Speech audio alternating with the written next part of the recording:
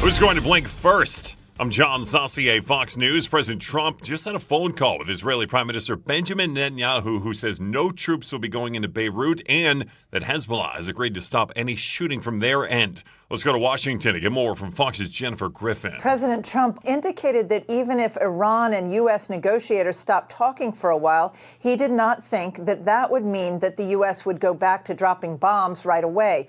He was asked if he had heard reports that Iran is suspending talks with the U.S. Iran's leaders indicated they are halting talks due to Israel's expanded military operations in Lebanon and Gaza, where the IDF has now taken over an old Crusader fort 9 miles inside Lebanon, and Israeli Prime Minister Benjamin Netanyahu has ordered the Israeli military, which now controls 60% of Gaza, to take 70%. The president adding he was unaware of any halted talks from Iran, saying a little silence may do some good. Well, an alleged terrorist and member of Iran's Islamic Revolutionary Guard entering a plea in a New York federal courtroom. Fox's Gernal Scott has more. Mohammed al-Sadi pleaded not guilty to multiple counts of terrorism that prosecutors say includes nearly 20 attacks across Europe and the U.S. Allegations include an apparent plot to assassinate first daughter Ivanka Trump. Assistant U.S. Attorney Sarah Kushner said she is prepared to share discovery in the case. Al-Sadi's lawyer, Andrew Dalek, expressed a concern about significant media attention, with a Justice Department release coming out after al-Sadi was charged.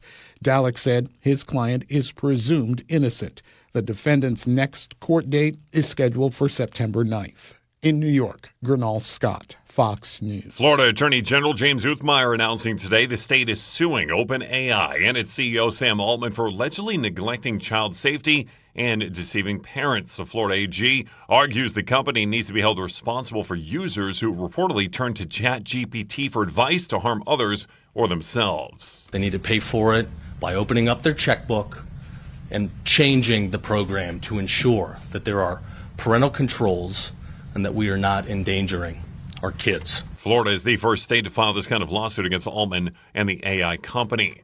As students depart school for the summer, studies show a continued drop in multiple subjects nationwide. Here's Fox's Mark Meredith. America's students are falling behind. Testing data proves it. Math and reading scores, they've been declining for a decade, meaning this all started well before the pandemic. The educational project over at Stanford examined math and reading scores to get a detailed view of how school districts are performing. It found 83% of schools losing ground in reading, 70% in math. Experts say this is a nationwide issue, and that while test scores fell in low-income districts, scores also fell in the kind of districts that people spent a lot of money to move to for better schools. Back in the 1990s, test scores were improving, but then in the mid-2010s, improvement abruptly stopped. The change coming as kids had easier access to smartphones and tablets. Also around the time the No Child Left Behind Act was replaced. Well, the decline is not totally the result of remote learning and COVID-19. Many experts say that test scores were actually falling before the pandemic at right around the same rate.